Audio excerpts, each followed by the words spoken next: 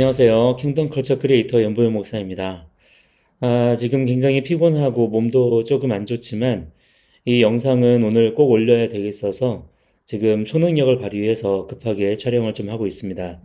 오늘 감리교 목회자 최초로 탄핵 반대 시국선언을 하고 왔습니다. 오늘 시국선언을 주최한 단체는 감거협이라고 해서 감바연 외송본과 함께 그동안 감리교 내에서 반동성애 운동을 중심으로 활동해 오던 감리회 거룩성 회복협의회였는데요. 저는 사실 감거협 정식 회원은 아니지만 그동안 포스터 제작 등으로 간접적인 활동만 간간히 해왔습니다. 그런데 며칠 전에 갑자기 연락을 주셔서 9명의 인원을 구성하는데 함께 해달라고 하시더라고요. 사실 교회가 아직도 공사 중이기도 하고 이삿짐 정리도 다 안 끝난 상황에다가 계속 약속들이 있어서 너무 바쁜 상황들이었는데 그럼에도 불구하고 이거는 꼭 해야 되겠다.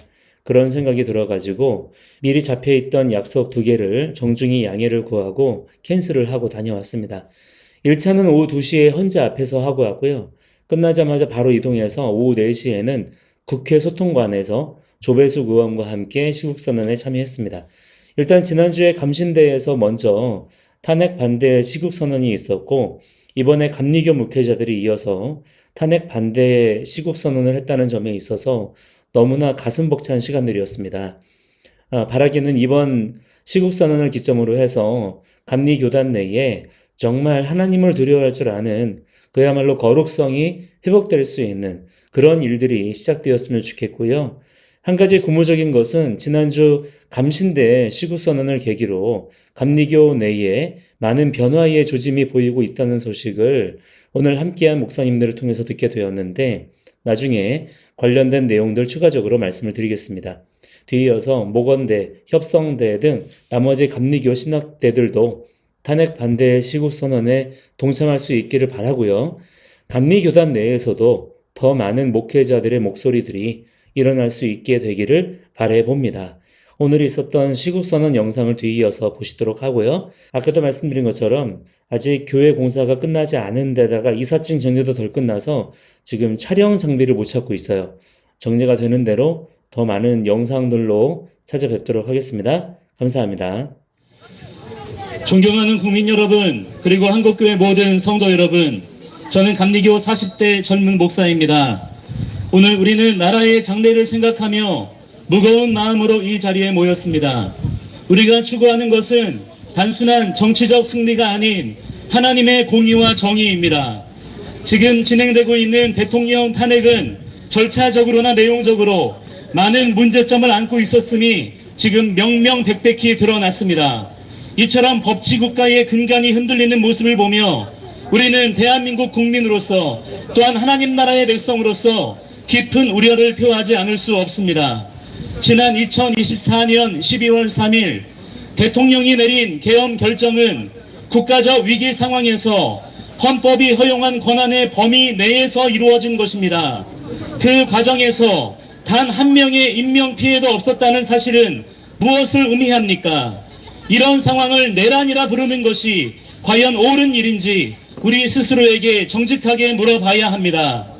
반면 거대 야당은 30번에 달하는 탄핵 시도와 끊임없는 발목 잡기로 정상적인 국정 운영을 불가능하게 만들었습니다.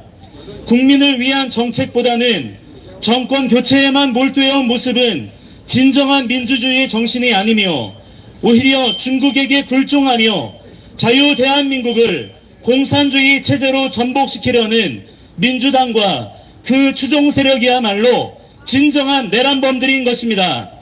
특히 우리 기독교인으로서 더욱 안타까운 것은 성경의 가르침과 배치되는 정책들을 지지해온 정당을 다수의 목회자들과 교인들, 신학교 교수들, 신학생들이 지지하는 작금의 실태를 목도하고 있다는 것입니다. 진정 하나님을 경외하는 자들이라면 어떻게 그들의 편에 설 수가 있단 말입니까? 영적인 배도와 배교의 시대에 단호하게 하나님의 편에 서는 영적 분별력과 결단력이 우리 감리교단을 비롯한 한국교회 전체에 강력하게 요구되는 상황입니다. 오늘 우리는 목소리를 높여 말합니다. 진실이 왜곡되지 않기를, 정의가 흔들리지 않기를, 하나님의 뜻이 이 땅에 이루어지기를 간절히 바랍니다. 또한 우리 감리교회 모든 선후배 동료 목회자들께 고합니다. 하나님을 두려워하며 지금의 이 작용화된 상황에 돌이켜 회개함으로 주님의 뜻을 구하는 자들이 되시기를 바랍니다. 이 어려운 시기에 우리 국민 모두가 냉정과 지혜를 잃지 않고 진정한 국가의 안녕과 발전을 위한 선택을 할 수 있기를 소망합니다. 헌법재판관들도 우리나라의 하나님이 허락하신 헌법의 규칙에 따라 옳은 결정과 선택을 해주기를 강력하게 촉구합니다. 하나님의 공의와 사랑이 우리 국가와 국민 모두를 통치해 주시기를 기도합니다. 이제 오늘 저희들이 이곳에 온 이유는 내란 음모 조작과 삼권 분립을 무너뜨린 사기 탄핵을 규탄하면서 이제 성명서를 발표하도록 하겠습니다. 하이데거는 언어는 존재의 집이다라고 했습니다. 사람이 하는 말은 그가 평상시 마음에 품은 것을 다만 입을 열어서 말할 뿐입니다.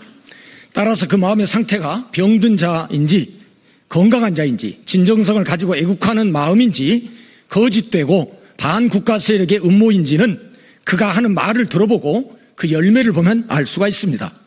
예컨대 지난 2024년 1월 탄핵을 일삼아온 민주당 대표가 자신의 당 최고위원회 회의에서 우리 북한의 김일성, 김정일의 노력이 폄훼되지 않고 훼손되지 않도록 해야 한다라고 하는 망발을 쏟아냈습니다. 이뿐만이 아닙니다. 엊그제는 역대 전역 장성들을 부끄럽게 하는 김병주라는 의원이 전과 사범 민주당 대표 암살 소식을 언론이 흘리자 장신대 모 교수가 암살 계획에 성공을 빈다라고 한 워딩을 문제 삼아서 사냥개가 마치 먹잇감 찾아 공격하듯 그 교수 실명을 거론하면서 공격하는 것을 보았습니다. 그런 그 의원에게 그가 몰라서 언급을 안 했는지 알고도 기피를 했는지 모르나 더 심각한 사실에 대해서 제가 말씀을 드리려고 합니다. 그 심각한 사실이라고 하는 것은 최근 감신대 학부생 종교 철학 수업 시간에 발언한 말입니다. 그 강사는 목회자 양성하는 신학교에서 신학생을 대상한 수업 시간에 자신이 투명 인간이 될 수 있다면 윤 대통령 목을 따고 싶다라고 하는 섬뜩한 살인성 주장을 하여 현재 사회적으로 일파만파 큰 무리를 일으키고 있습니다. 이런 자가 탄핵 찬성하는 민주당 지지 세력의 현 주소입니다. 이 독서를 퍼부은 감신대 종교철학 강사는 마치 1968년 1월 21일 새벽 청와대를 습격하러 침투한 31명의 무장 간첩 중에 유일한 생존자인 김신조 소위가 57년 전에 그 당시 기자가 묻는 질문에 박정희 대통령 목을 따라왔다는 말과 그 워딩이 너무나 똑같습니다. 결국 그런 거대 야당은 대통령을 비롯 행정부, 사법부를 겨냥한 탄핵을 지금까지 무려 29번이나 계속해왔고 지금도 진행형입니다. 이는 민주당 지키려는 방탄 탄핵이요 사기 탄핵임이 어제 국무총리 기각 및 각하 선고가 증명해 주었습니다. 아울러 몇 주 전 감사원장 또 검사 등 탄핵 기각 등 해서 여실히 드러났습니다. 그러나 몸집만 불린 거대 야당은 여전히 탄핵에 배고픈지 지난주 최상목 부총리마저 30번째로 탄핵 발의를 했다가 아마 무산됐겠죠. 이른바 탄핵 중독증, 탄핵 광이 아니고서야 이렇게 나라를 쑥밭으로 만들 수는 없는 것입니다. 마치 미국의 보험 설계자 헐버트 윌리엄 하인리히가 데이터를 분석해 발견한 것은 1대 29대 300의 법칙이 있습니다. 하인리 법칙이라고 합니다. 우리나라가 그렇게 되었습니다. 이를테면 하나의 대형 사건 터지는 곳에는 이미 29번의 경미한 사고가 있었고 그 이전에 300번의 사고 징후가 있었다는 그런 법칙입니다.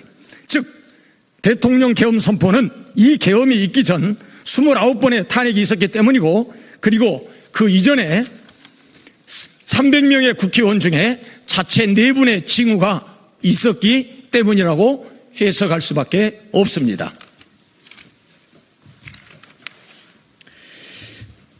이런 일을 거대 야당이 국민을 화합하기는커녕 국민의 뜻을 저버리고 탄핵 찬성 시위 군중 속에 앞장서서 윤석열 대통령을 내란 우두머리라고 정죄하여 탄핵시켜 직무를 정지시키는 등 행정부를 마비시켜 나라를 이 지경으로 만들어버렸습니다.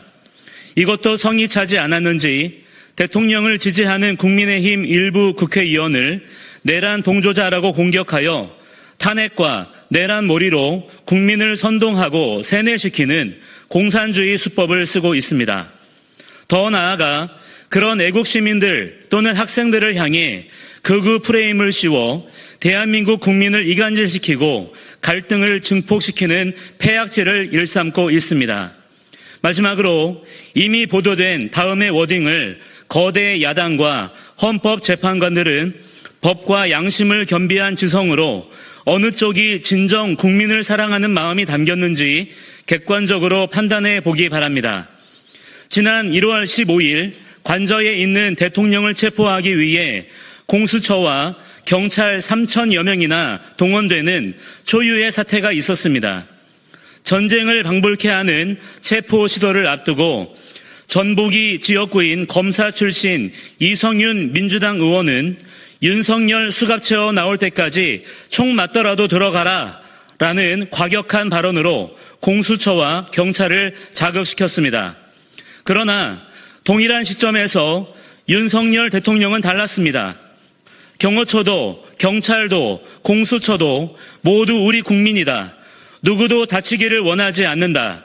내가 출석하겠다. 라고 하며 불법 체포였지만 자진 출두함으로써 유혈 사태를 면할 수 있었습니다. 누가 진정 국가와 국민을 위한 워딩이고 처신이었습니까? 이에 우리는 거대 야당과 헌재 그리고 한국교회를 향해 아래와 같이 강력히 요구합니다. 하나, 계엄 전까지 거대 야당은 일방적인 횡포로 국정을 마비시켜왔다. 이에 나라를 위기에서 건지기 위해 대통령은 헌법에 부여한 고유 권한인 계엄을 선포했다. 그 결과 이 사실에 눈이 감긴 절대 다수 국민을 계몽시킨 윤석열 대통령을 내란 우두머리니 수괴라느니 하는 내란 프레임으로 덮어씌워 국민을 선동한 민주당은 그 책임을 통감하고 해체하라.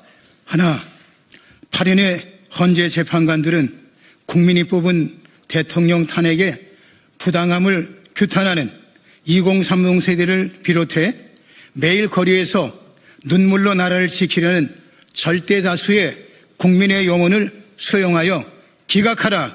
한국교회는 지난 4개월 가까이 상권 분립을 무너뜨리고 탄핵 중독당이 되어버린 거대 야당의 횡포에 침묵하고 찬동한 것을 회개하고 자유민주주의의 근간을 흔드는 반국가 세력 척결에 앞장서라. 2025년 3월 25일 감리의 거룩성 회복협의회 목회자 일동 이상으로 시국사는 성명서를 마치도록 하겠습니다. 감사합니다.